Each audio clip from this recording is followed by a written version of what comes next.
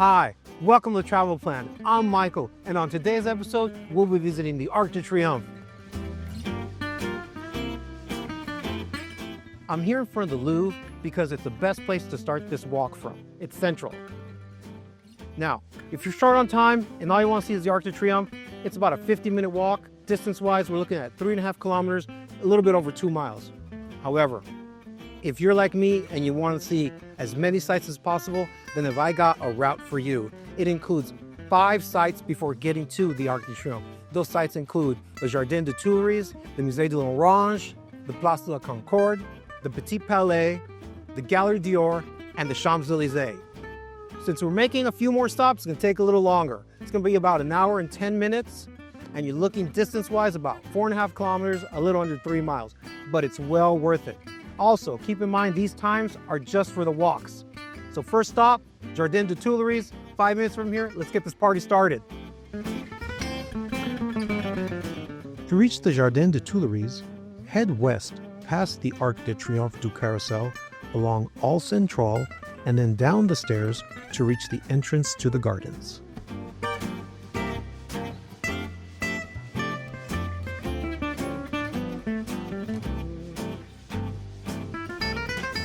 Here we are, Jardin de Tuileries. So, the name Tuileries comes from these workshops that used to be located here that would make the tiles for the roofs of Paris. They were called Tuileries. Catherine de' Medici started these gardens back in the 17th century, but she had them look more like Italian Renaissance gardens. It wasn't until Louis XIV had them redesigned by André Lanotte to take on this more French formal design that we have what we see today. He also designed the gardens at Versailles. Now, as you walk around, be sure to look at all the sculptures in the garden. They date back to Louis XIV. They're actually replicas. The originals are in the Louvre.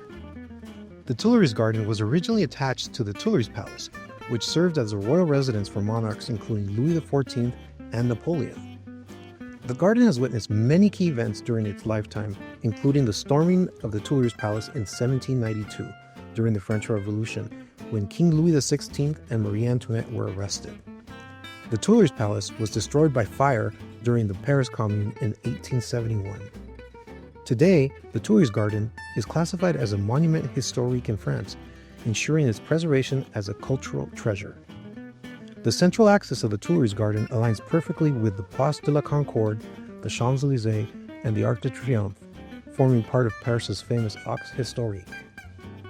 The Tuileries Gardens are open Monday through Sunday, 8 to 10:30 p.m., and admission is free. I hope you had time to walk around and enjoy the Jardin de Tuileries. Our next stop, Musée de l'Orange. It's about 5 minutes from here.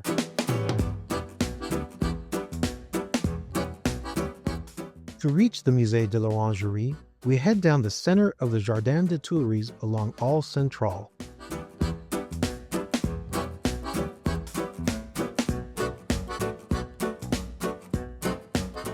At the Bassin Octogonal, which is the large fountain, we make a left and head towards the stairs to reach the rear of the Musée de l'Orangerie.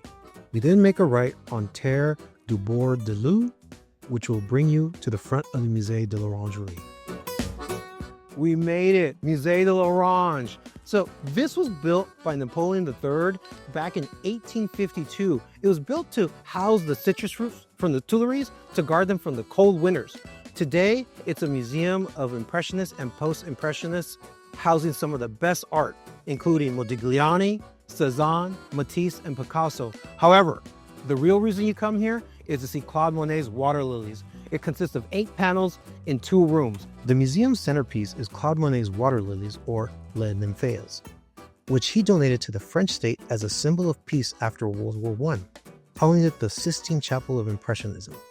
Despite its central location, it's often overlooked compared to the Louvre and the Orsay, making it a quieter experience for art lovers. The museum bridges the gap between Impressionism and Modernism, showcasing lesser-known works of major 20th century artists. The Musée de l'Orangerie is open Monday through Sunday, 9 to 6 p.m., except on Tuesday when it's closed. Tickets are €12 if purchased online and €11 if purchased at the museum. I hope you enjoyed Claude Monet's water lilies here at the Musée de l'Orange. Next stop, the Place de la Concorde. It's about 3 minutes from here. Place de la Concorde is located directly adjacent to the Musée de l'Orangerie. As we exit the Musée de l'Orangerie, make a right on Terre de l'Orangerie till you reach All Central and make a left. This will lead you directly into Place de la Concorde. Okay, we made it, Place de Concorde. So this site was constructed to originally house a equestrian statue of Louis XV. During the French Revolution, this was a site of public executions. Marie Antoinette and Louis XVI were actually beheaded here. Today, though, the obelisk behind me is the true star of this square. It's an actual obelisk that stood in front of the Luxor pyramid in Egypt. On it, you'll find some ancient Egyptian hieroglyphics exalting the pharaoh Ramses II. There's also two fountains on this square. One, the maritime fountain that's on the south, it represents the ocean surrounding France. And the fluvial fountain on the north represents the rivers going through France. Also, the fluvial fountain is the exact same location where the guillotine was placed that beheaded Louis XVI. After the French Revolution, the square was renamed Place de la Concorde to symbolize peace and unity. Today, Place de la Concorde spans over 18 acres, making it the biggest public square in the city. Standing at the west end of the Tuileries garden, Place de la Concorde marks the beginning of the Champs-Élysées leading to the Arc de Triomphe. Place de la Concorde is a public square, so it's open 24 hours a day, 7 days a week, and there is no admission fee. I hope you had a chance to walk around the Place de Concorde and enjoy the square. Our next stop, Petit Palais. It's about 10 minutes. To reach the Petit Palais, walk west along Avenue des Champs-Élysées. At the second crosswalk, make a left and follow the path till you reach the rear of the Petit Palais, then make a right on Avenue Charles Girault and continue along the path which will bring you to the front of the Petit Palais on Avenue Winston Churchill. Here we are, Petit Palais. It's a beautiful building, right? It's built in the Beaux-Arts style. Today, though, it houses the Museum of Fine Art for the city of Paris. You'll find French paintings from the 18th and 19th century, including Fragonard, Delacroix, Monet, and Cézanne. However, pay close attention to the stairwells in there. They're some of the finest examples of wrought iron work you'll see anywhere. In addition, go to the cafe. They call it the Jardin du Petit Palais. It's a great little spot with a beautiful garden, reflecting pool, and some mosaic floors. Petit Palais was constructed as one of the grand exhibition halls for the 1900s World Fair. The Golden Gates and facade of the Petit Palais are popular Instagram spots. Temporary exhibits often bring in world-class collections with themes ranging from Renaissance art to Art Nouveau jewelry. Despite its grandeur and free access, it's often overlooked by tourists who flock to larger institutions, making it a peaceful and rewarding detour. The Petit Palais is open Tuesday through Sunday, 10 a.m. to 6 p.m. The museum is closed on Mondays. Admission is free to the permanent collection, and admission to special exhibits usually costs 11 to 15 euros. I hope you enjoyed your time at the Petit Palais. Next stop, Galerie Dior. It's about 10 minutes from here. To reach the Galerie Dior, head back up Avenue Winston Churchill. Then make a left on Avenue de General Eisenhower, which becomes Rue Jean Goujon. When you reach Place François Première, which is a roundabout, make a right on Rue François Première. Here we are, Galerie Dior. I know some of you have been waiting for this one. So this museum opened in 2022 to house the works of Christian Dior. It's room after room of stunning gowns, some of them never seen before. Each gown displayed has a description of who designed it and when, but more importantly, of who wore it and for what event. The museum is spread over 3 floors with 13 rooms, and you visit them in specific order. So enjoy yourselves.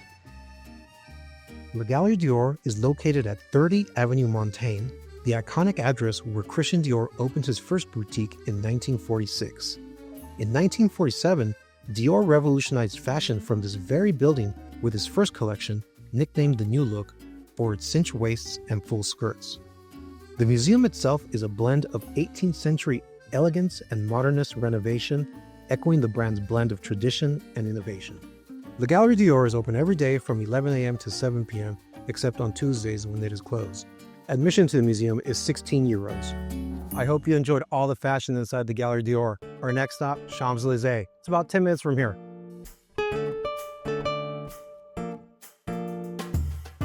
To reach the Champs-Élysées, make a left on Rue François Première as you exit La Galerie Dior. Make a right on Avenue Montaigne, which will lead you to the Champs-Élysées.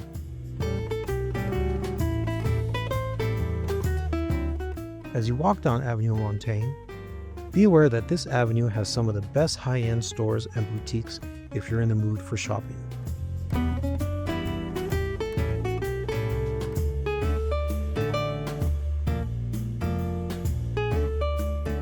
Here we are, Champs-Élysées.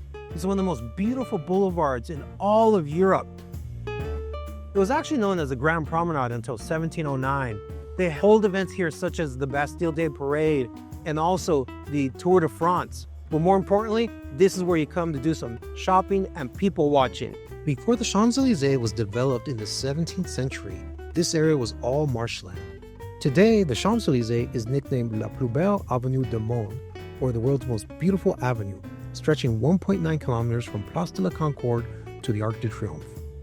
The name Champs-Élysées comes from the Elysian Fields, the resting place of heroes in Greek mythology. General Charles de Gaulle led a victory parade down the Champs-Élysées in 1944 after the liberation of Paris from Nazi occupation. The Champs-Élysées is a public street, so it's open 24 hours a day, 7 days a week. I hope you enjoyed your stroll down the Champs-Élysées. Next stop, Arc de Triomphe, 20 minutes.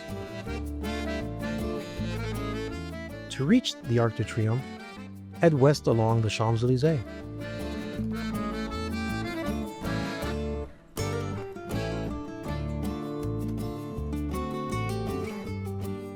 We're here, Arc de Triomphe. We made it. It's a beautiful monument, right? So it was commissioned by Napoleon in 1806, but it wasn't finished till 1836, and he was dead by then. So it honored those that fought and died for France during the French Revolution and Napoleonic Wars. Also, under the vault, you'll find the tomb of the unknown soldier that honors those from World War I. If you have a chance, try to go to the terrace, some of the best panoramic views of Paris you'll ever find. The Arc de Triomphe was inspired by ancient Roman architecture, particularly the Arch of Titus. It was meant to connect modern French power to Imperial Rome. The Arc de Triomphe stands 50 meters tall, about 164 feet. It's the second largest triumphal arch in the world and towers over the junction of 12 radiating avenues. The names of over 600 generals and major battles of the French Revolution and Napoleonic Wars are inscribed on the arch's inner wall. It has witnessed numerous historic events: Nazi troops marching in 1940, Charles de Gaulle's 1944 Liberation Parade, and recent Bastille Day celebrations. Though it began as a military monument, the Arc has become a national symbol of remembrance, resilience, and unity for France. The terrace at the Arc de Triomphe is open daily from 10 a.m. to 11 p.m. Admission is 16 euros. Access to the Tomb of the Unknown Soldier is free, as well as walking around the Arc de Triomphe. I hope you enjoyed this episode. Please subscribe and like, and I'll see you in the next one.